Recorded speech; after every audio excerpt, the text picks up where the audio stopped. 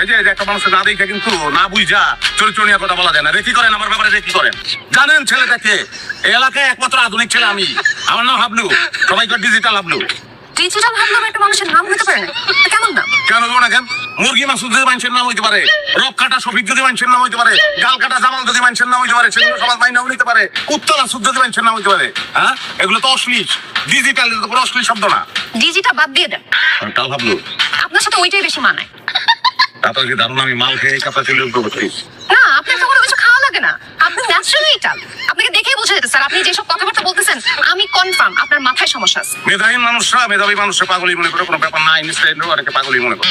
Excuse me, আপনি কি নিজেকে আইনস্টাইনের সাথে তুলনা করতেছেন? কেন তুলনা করলে কি কাউকে ফিস দিতে হবে? তুলনা তো করাই যায়। সেও সায়েন্স নিয়ে কাজ করছে, আমিও সায়েন্স নিয়ে কাজ করতেছি।